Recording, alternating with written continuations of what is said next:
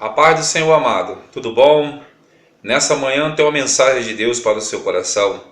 Mensagem de Deus que se encontra no Evangelho de Jesus Cristo, que segundo escreveu o evangelista Marcos, no capítulo 5, a partir do versículo 22, que diz assim: E eis que chegou um dos principais da sinagoga por nome Jairo, e vendo-o prostrou-se aos seus pés, e rogava-lhe muito, dizendo: Minha filha está moribunda.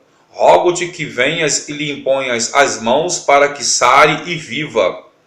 E foi com ele, e seguia-o uma grande multidão que o apertava. Agora eu quero que você vá para o versículo 35. E estando ele ainda falando, chegaram alguns dos principais da sinagoga, a quem disseram: A tua filha está morta, para que enfadas mais o mestre?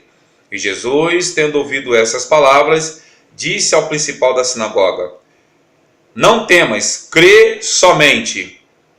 E não permitiu que alguém o seguisse a não ser Pedro, e Tiago, e João, irmão de Tiago. E tendo chegado à casa do principal da sinagoga, viu o alvoroço, e os que choravam muito e pranteavam. E entrando, disse-lhes: Por que vos alvoroçais e chorais? A menina não está morta, mas dorme.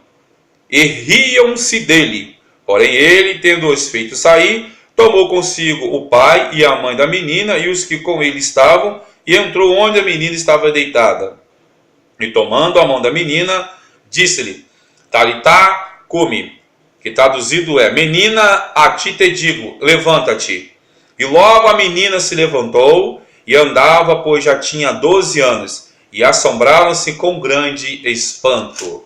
Amados, a palavra que o Senhor colocou no meu coração nessa manhã para compartilhar com você está sobre o tema As 3 fases de um milagre. Jairo, a Bíblia nos diz, o texto nos diz que era um líder da sinagoga. Um líder da sinagoga, ele era responsável pela organização do culto na sinagoga. Ele era também responsável pela manutenção na sinagoga. A sinagoga era um lugar, era uma extensão do templo. A sinagoga começou a existir quando o povo judeu veio do cativeiro babilônico. Então ali eles começaram a produzir, eles começaram a criar a sinagoga. A sinagoga não comportava muitas pessoas. Então por isso que a sinagoga era uma extensão do templo. Na sinagoga, os cultos aconteciam aos sábados. Então, o povo judeu se reunia todo sábado na sinagoga. E ali, todo sábado, tinha um orador, tinha um pregador da Torá. Ali, era costume do pregador pegar a Torá, abrir a Torá, e ali ele lia uma passagem da Torá. Depois, então, que ele lia essa passagem da Torá, ele se encaminhava, sentava no seu lugar. As pessoas ficavam quietas esperando a exposição daquela passagem que aquele pregador leu ali. Então, aquela pessoa começava a fazer a exposição daquela passagem da Torá que ele leu ali. Então, o culto na sinagoga era dessa forma. Jairo, então, era um homem que era responsável pela organização do culto na sinagoga. Então, Jairo, agora, nesse momento, o texto fala que esse líder da sinagoga vai buscar Jesus, vai à procura de Jesus. Ele vai procurar Jesus para um grande problema que está acontecendo dentro da sua casa. A sua filha, ela está moribunda, a sua filha está morrendo. Não sabemos qual foi a doença da filha de Jairo, o texto não nos fala, mas nos fala que ela estava à morte. Ela estava morrendo, estava em casa, quase morrendo. Então o Jairo, ele sai para buscar Jesus, sai para ir ao encontro de Jesus e ali encontra Jesus e explica a situação para Jesus. Nessa manhã eu já começo a fazer a aplicação da palavra do Senhor com essa introdução a qual Deus me deu nessa manhã. Você tem saído para buscar Jesus em qual lugar? Em qual localidade? Em qual situação você tem saído para buscar Jesus? Será que quando você tem problema, primeiro você busca os médicos? Não que a palavra de Deus é contra a medicina, não que a palavra de Deus não nos orienta a buscar medicina. Mas primeiro você busca auxílio dos homens. Primeiro você busca auxílio daquele irmão que você sempre se confidencia para ele, aquela irmã que é uma serva do Senhor, que você se confidencia para ela os seus problemas. Será que você vai primeiro buscar o pastor para falar com o pastor a sua situação? Busque primeiro a Jesus de Nazaré. Vá primeiro a Jesus de Nazaré. Jairo primeiramente foi a Jesus de Nazaré. Nós podemos também aprender nessa manhã com esse texto que Jairo buscou a Jesus sobre 3 pontos diferentes. 3 pontos levou Jairo a buscar Jesus. O primeiro ponto eu quero ressaltar que está no capítulo 4 do Evangelho, que segundo escreveu o evangelista Lucas. E eu quero ler para você nessa manhã o primeiro ponto que pode ter motivado esse homem, esse líder da sinagoga, buscar a Jesus de Nazaré. Está no capítulo 4, versículo 18, que diz assim, capítulo 4 do Evangelho, que segundo escreveu Lucas, versículo 18, que diz assim, vou ler a partir do versículo 16, que diz assim, e chegando a Nazaré, quem? Jesus, onde fora criado, entrou num dia de sábado, segundo o seu costume, na sinagoga, e levantou-se para ler.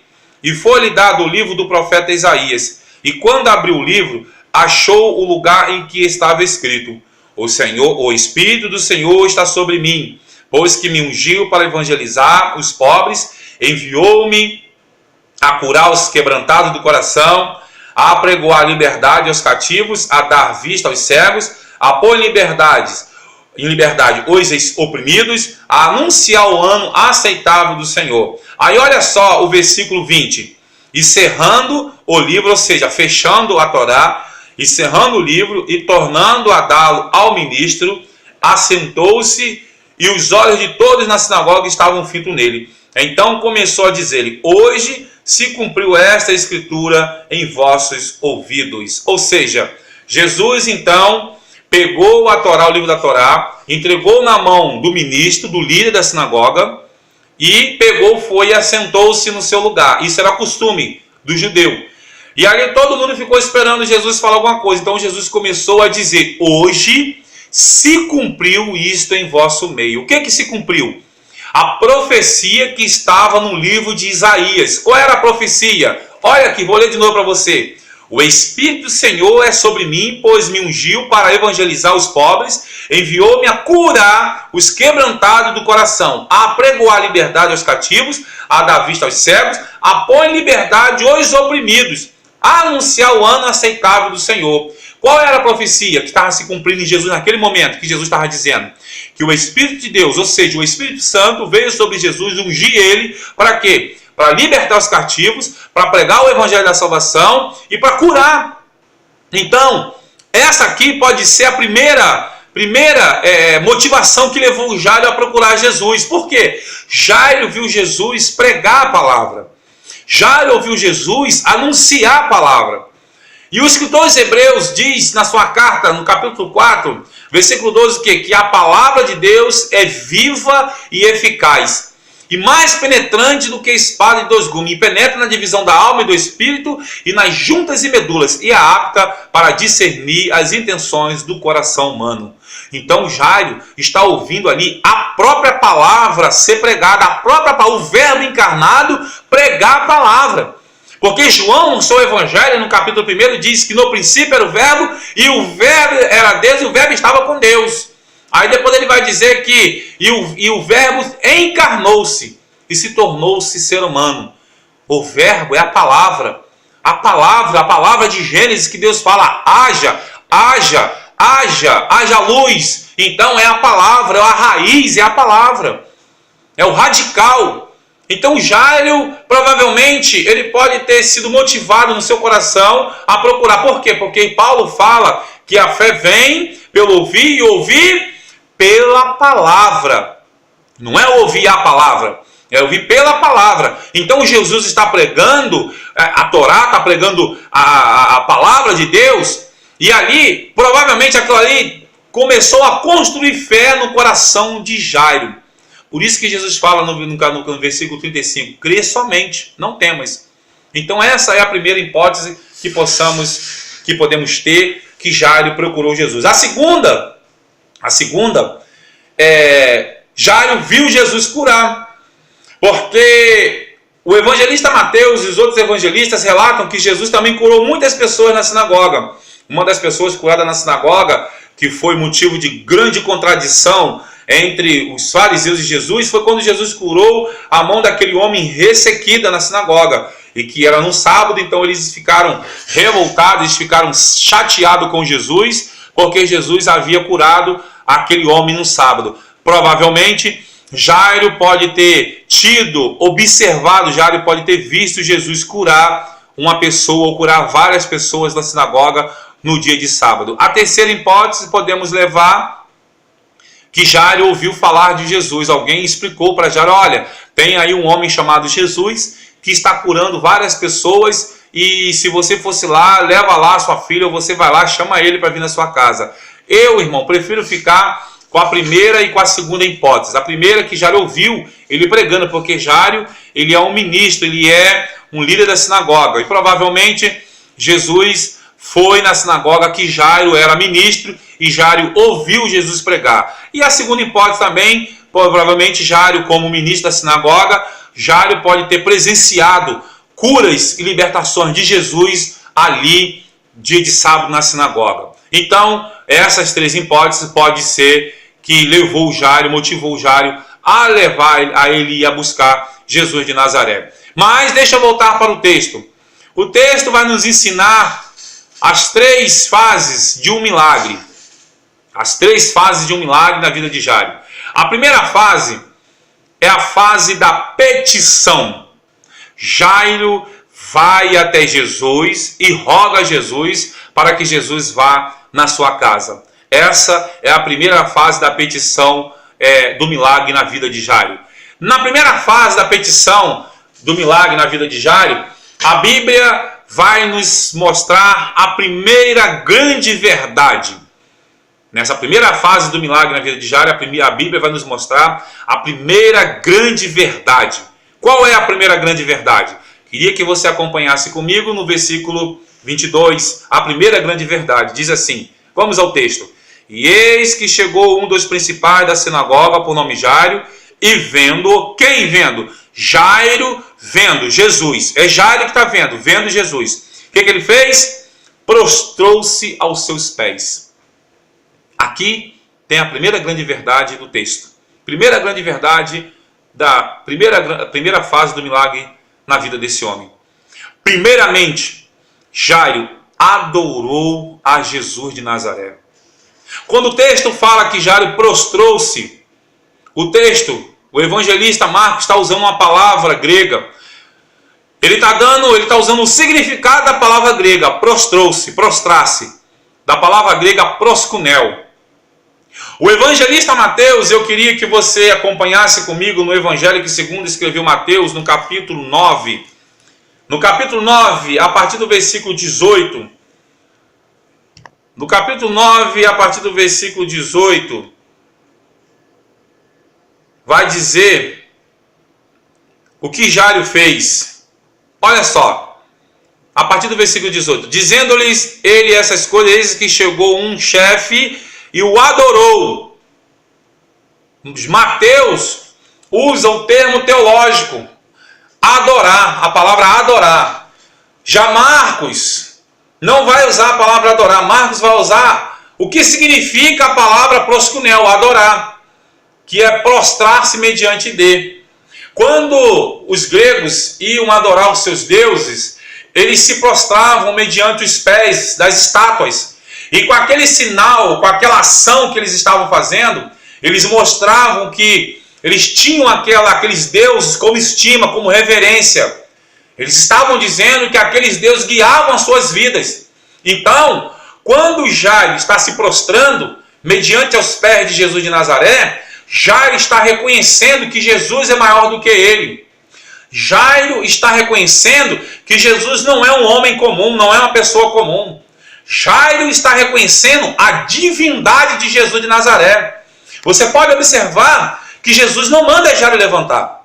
Você pode observar que Jesus aceita a adoração de Jairo como Deus. Porque Jesus é Deus, Jesus é o nosso Deus. Ele é o nosso Salvador eterno, Ele é o nosso Criador. Ele criou os céus e a terra. Jairo então ali está reconhecendo isso. Adorar a Deus não está vinculado somente cantar na igreja. Adorar a Deus não está vinculado somente você ir para a igreja, cantar, louvar, fazer algum trabalho para o Senhor. Adorar a Deus está muito mais do que isso. A adoração, quando nós vamos ver na Bíblia Sagrada, no capítulo 4 do Evangelho, que segundo escreveu João, há o princípio da adoração que Jesus vai nos ensinar. Jesus conversando com a mulher samaritana, todos nós conhecemos a história, no capítulo 4 do Evangelho, que segundo escreveu João, Jesus vai nos mostrar o princípio da adoração.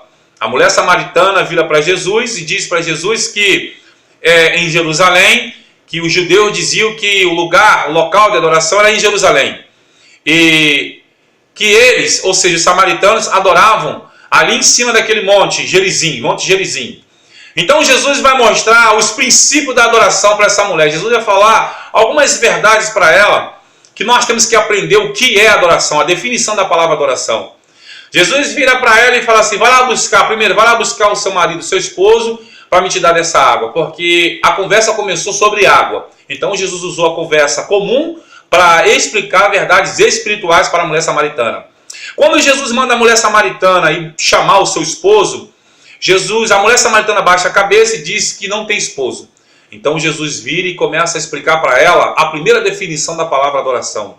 Jesus vira para ela e fala assim, você disseste a verdade, porque você teve 5 maridos e o que você tem agora não é seu. Não sabemos se Jesus estava dizendo para ela que ela estava em fornicação ou se Jesus estava dizendo que ela estava com o marido de outra pessoa. Dessas duas hipóteses podemos entender uma que Jesus está falando. Mas olha só o que Jesus fala para essa mulher. Jesus diz para ela que ela teve 5 maridos e que agora ela estava um que não era dela.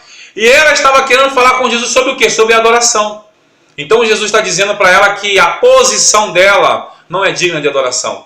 A posição dela não convinha ela estar dizendo o que é adoração. Por quê? Porque ela estava vivendo uma vida mentirosa. Ela não vivia uma vida de verdade. Aqui vai o primeiro princípio de adoração. Jesus vira e fala o quê? No versículo 23. Em espírito e em verdade. Ou seja, em verdade. Ela não estava em verdade. Ela não estava adorando, querendo adorar a Deus em verdade. Porque vivia uma vida indigna, uma vida devassa. Então não adianta você viver uma vida indigna, não adianta você viver uma vida de infidelidade a Deus e dizer que está indo para a casa de Deus adorar. Você não está indo adorar a Deus. A palavra adorar, ela é muito mais do que você ir para uma igreja, dentro de uma igreja adorar.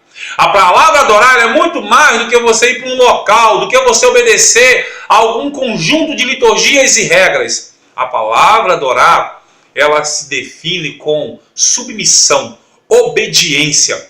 Quando você obedece a Jesus, quando você obedece a palavra de Deus, aí sim você é um verdadeiro adorador. Aí sim você está vivendo uma vida verdadeira.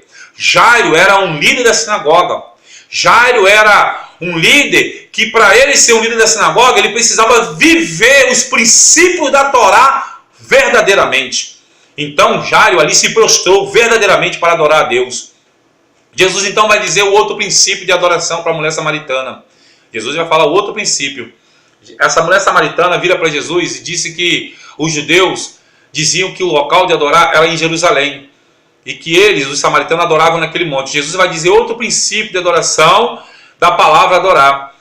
Jesus vira para ela que chegaria um dia, chegaria um momento, que nem naquele monte, nem no monte Gerizim, e nem em Jerusalém seria local de adoração. Que os verdadeiros adoradores não necessitariam de lugar, de local para adorar. Olha só, observe que a mulher samaritana está preocupada com o local de adoração. Ela estava preocupada com a adoração, ou seja, com o ensinamento teológico de adoração. Depois que ela vê que ela não tinha condição, teologicamente, por definição, de ser uma adoradora, agora ela vai partir para outra definição errônea dela, de adoração. Ela está achando que era só ela estar no local. Ela está achando que é só ela ir para cima do monte, só ela ir para dentro da igreja, só ela ir para o vale, que estava adorando a Deus. Não. A adoração a Deus não está vinculada somente a essas ações. Essas ações, elas também podem estar incluídas na adoração. Mas ela não é o fim como um todo. Ela não significa que você está adorando. Ir para o vale, ir para o monte, orar, isso não é bom, isso não é ruim, é bom. Você vá para o monte orar, vá para o vale orar, vá para a igreja orar. Mas não pense que isso é conceito de adoração. Não, isso não é conceito de adoração. Aí Jesus vira para ela, que os verdadeiros adoradores adorarão em espírito. Jesus fala para ela que a adoração não é externa, a adoração é interna. Então aqui nós temos o princípio de adoração. Primeiro, você tem que adorar em espírito, em qualquer lugar você tem que adorar o Senhor. Primeiramente, obediência. Adoração, o conceito de adoração é obediência.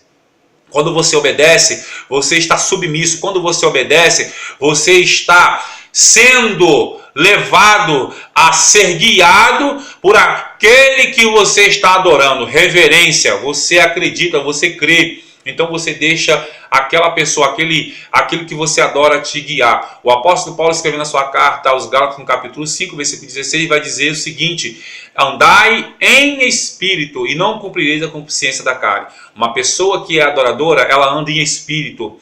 Uma pessoa que é adoradora, ela obedece, ela tem uma vida verdadeira, ela não tem uma vida devassa, ela não tem uma vida de mentira igual a mulher samaritana. A mulher samaritana compreendeu isso tanto que ela se converteu a Jesus, ela aceitou Jesus como seu Salvador. E ela foi feita a primeira missionária, grande missionária da Bíblia Sagrada. Então, nessa manhã, Deus manda dizer na sua vida: primeiro, adore.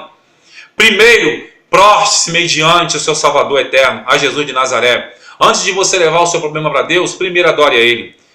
A Bíblia vai nos dizer acerca de um homem chamado Jó. Todos nós conhecemos a história de Jó. Jó, quando ficou sabendo da catástrofe que aconteceu na sua vida, na sua família, nos seus negócios, a primeira atitude de Jó foi se prostrar, ou seja, proscunel, se prostrar, rasgar as suas vestes, e a Bíblia vai nos dizer, e adorou. Ou seja, ali usa os dois termos, prostrar-se e adorar. Os dois termos, o significado e o sentido teológico.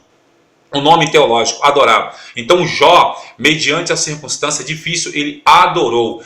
Esse homem aqui, chamado Jairo, mediante uma circunstância difícil, ele adorou a Jesus primeiro. Eu não sei qual a circunstância, meu amado, que você está passando nesse momento. Eu não sei se você está passando pelo vale da sombra da morte. Eu não sei se você está dentro da fornalha. Eu não sei se você está dentro da cova dos leões ou está atravessando o deserto.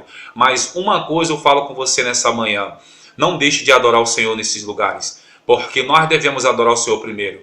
Ele é digno de toda honra, de toda glória e de adoração. Jesus é o Filho de Deus. Jesus é Deus. Jesus, ele deixou as suas prerrogativas, ele se desvestiu da sua glória para vir nos salvar, nos libertar, para vir nos curar, para vir nos remir daquilo que nós não poderíamos nos remir, que é do pecado, que é da condenação eterna.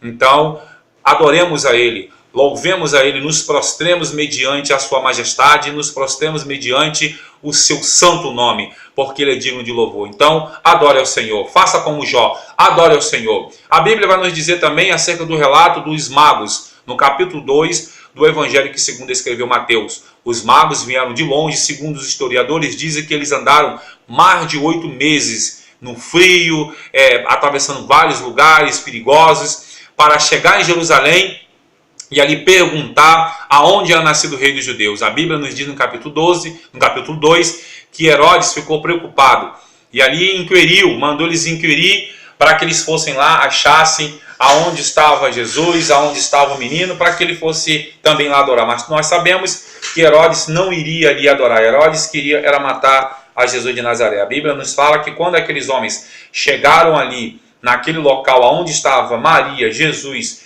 e José, eles primeiramente, a Bíblia fala no versículo 11, que eles se prostraram-se, ou seja, adoraram a Jesus primeiro. Primeiramente, nós devemos adorar Jesus.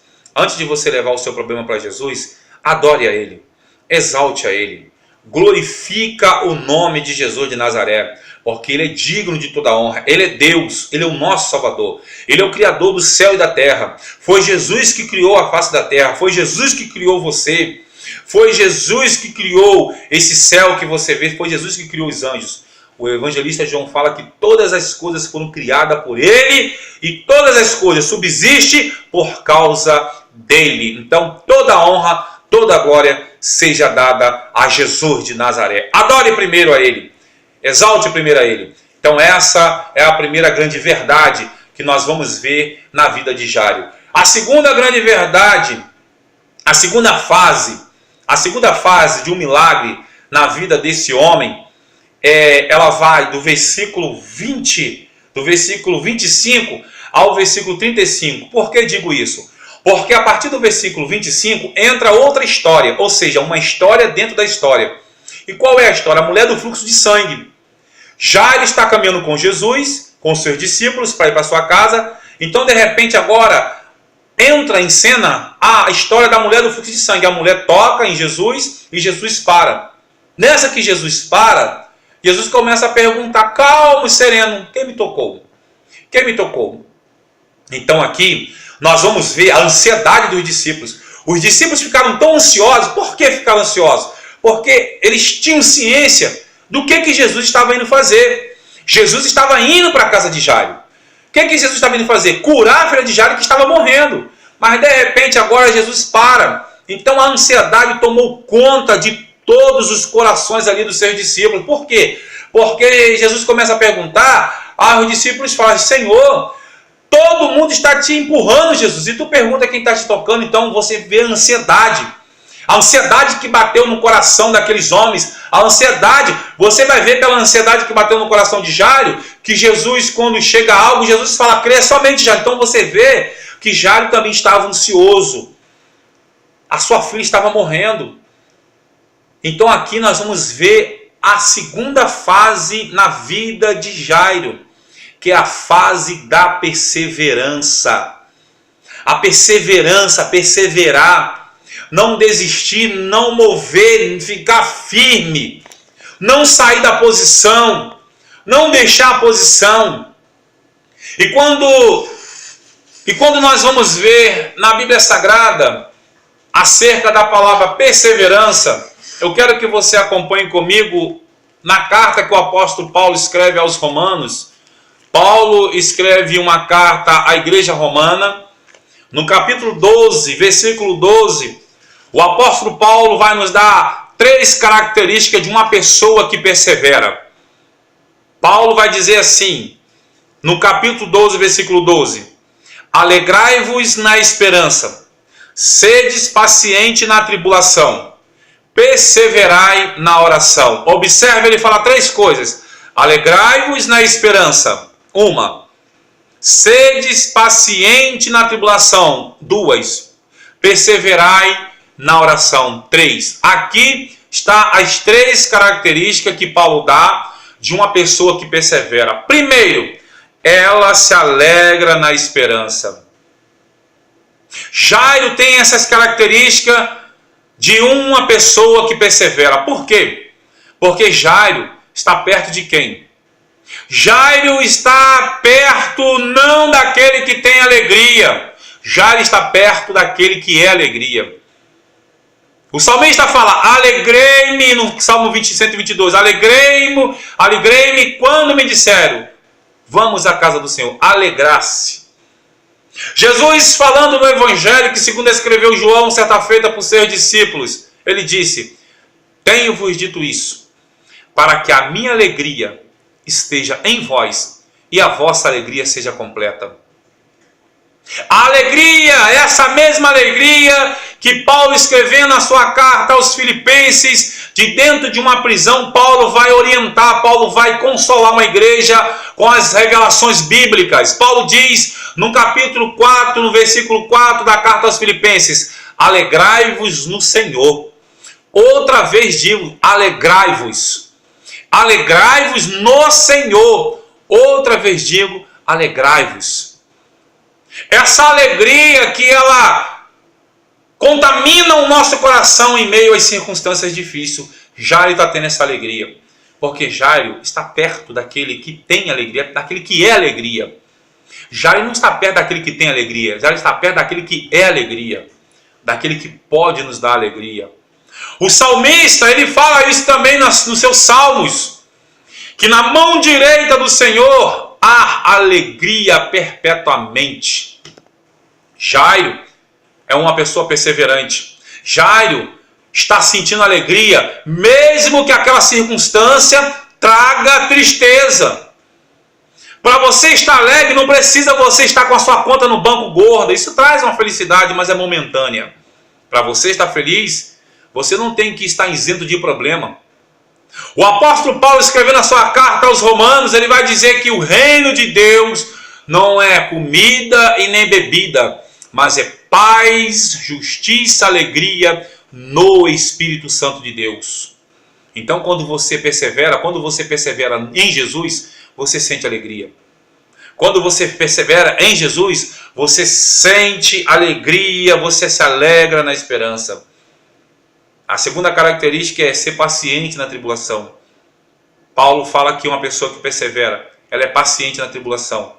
Ela não toma atitude que venha tirar a direção de Deus na vida dela. Jairo não tirou seus olhos de Jesus. Jairo ficou perto de Jesus. Então foi uma pessoa que foi paciente. Ele teve paciência. E a terceira característica de uma pessoa que persevera é uma pessoa firme e constante. Firme e constante. Ele fala o quê? O apóstolo Paulo fala o quê? Perseverai na oração, ou seja, ser firme e ser constante. Não remover o marco por causa da circunstância. Isso é ser uma pessoa firme e constante. E dentro dessa segunda fase da vida do milagre, desse grande milagre, a Bíblia nos revela a segunda grande verdade. A primeira fase é a fase da petição. O primeiro grande verdade é que Jairo adorou primeiro. A segunda fase é a fase da perseverança. E a segunda grande verdade que nós vamos aprender com a palavra de Deus, a segunda grande verdade é que Jairo não saiu da presença de Jesus, mesmo sabendo, mesmo recebendo notícias más. Jairo não deixou a presença de Jesus, mesmo ele sabendo que a sua filha já estava morta. Jairo não se desgrudou de Jesus, mesmo sabendo que havia acabado as expectativas, mesmo sabendo que havia acabado tudo, que tudo estava acabado. É por isso que você vai ver Jesus falando para Jairo. E quando, olha só, o que vai dizer o texto?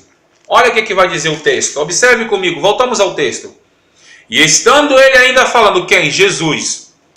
Chegaram alguns dos principais da sinagoga, quem disseram: a tua filha está morta, para quem fada mais o mestre? Foi uma pergunta. Uma notícia munida de uma pergunta. E Jesus, tendo ouvido essas palavras, qual palavras? As palavras que falaram para Jairo. As palavras que levaram ao coração de Jairo. Disse ao principal da sinagoga: não temas, crê somente. Talvez o inimigo falou algumas palavras para você desistir. Talvez você tenha ouvido muitas palavras de desânimo nesses últimos dias. Mas nessa manhã Deus fala com você, Jesus fala com você: não temas, crê somente. Jesus nos manda crer somente nele e mais nada. Quando Jesus chegou ali naquele tanque de Betesda, no capítulo 5 do Evangelho, que segundo escreveu João, Jesus não perguntou se aquele aleijado, se aquele homem queria ser jogado no tanque. Jesus não perguntou: ninguém te levou lá? Jesus não perguntou: por que você está aí? Não, Jesus perguntou: você quer ser curado? Você quer ser curado? Jesus perguntou isso. E o homem que estava ali há 38 anos veio com outra resposta: não tem ninguém que me leve ali. Ele não perguntou isso. Jesus não quer saber das outras perguntas que você possa fazer no seu intelecto, dentro do seu coração. Jesus não quer saber do seu conflito existencial. Não. Jesus está preocupado somente em uma coisa: de você crer, de você não se afastar dele mediante os seus problemas, de você não sair da presença dele por causa desses problemas que você está passando. Não saia da presença de Jesus, continue na presença de Jesus. Jairo não saiu da presença de Jesus, Jairo ficou. Por quê? Porque Jairo era uma pessoa que perseverava. Então persevera, não sai da presença de Jesus. A terceira fase que nós vamos ver na vida de Jairo, a terceira fase que nós vamos ver no milagre, é a realização do milagre. Jesus chegou na casa de Jairo, e quando Jesus chegou na casa de Jairo, Jesus ressuscitou a filha de Jairo. Talvez você esteja vivendo a primeira fase, que é uma fase que devemos viver sempre, de adoração a Deus. Talvez você esteja vivendo a segunda fase, que é a fase da perseverança. Mas talvez nessa manhã, não quero ser leviano, talvez nessa manhã chegou para a sua vida a terceira fase da vida de Deus, que é a fase da realização do milagre. Se você aprendeu com a primeira fase de adoração, se você aprendeu com a segunda fase de perseverança, igual o Jairo aprendeu, agora você vai aprender com a terceira fase, que é a fase da realização do milagre. Deus, nessa manhã, Deus nessa tarde, Deus nessa noite, pode estar entrando com providência na sua causa. Eu não estou dizendo que Deus vai entrar, não. Eu não quero ser leviano de falar isso, eu não quero falar o que a Bíblia não fala. Deus nessa manhã pode estar entrando com providência nesse seu problema. Deus nessa manhã pode estar entrando com providência nessa doença que entrou dentro do seu lar. Deus nessa tarde, nessa noite, pode estar entrando com aquela causa na justiça. Deus pode estar abrindo uma porta de emprego para você nessa manhã. Mas Ele manda dizer para você, adore a Ele primeiro. Ele manda dizer para você, persevere na presença dEle. Não sai da presença dEle por causa de más notícias. E Ele fala para você nessa noite, nessa manhã, nessa tarde, nessa noite. Eu realizo o milagre na sua vida. Eu faço o milagre na sua vida. Então a terceira fase entra na vida de Jairo, que é a realização do milagre. E nessa terceira fase nós vamos aprender a terceira grande verdade dentro do texto sagrado. A terceira verdade que nós vamos aprender nas fases de um milagre é: Jairo levou Jesus para dentro do seu lar. Jairo levou Jesus para dentro do seu lar. Talvez você possa falar assim, mas eu sou de Jesus. Jesus habita dentro do meu lar. Eu ando com Jesus. Mas talvez você não entenda que muitas das vezes alguns atos e algumas palavras, alguns pensamentos nos tira, nos priva de levarmos Jesus para o nosso lar. Observe que o apóstolo Paulo fala, andai em espírito. Paulo fala isso, andai em espírito. O que Paulo está dizendo? Ser dependente constantemente do Espírito Santo. E Jesus disse que estaria conosco até a consumação do século através do seu Santo Espírito. Então, quando você entristece o Espírito, quando você peca contra o Espírito Santo, você não está andando com Jesus. Jesus não está andando com você. E quantas das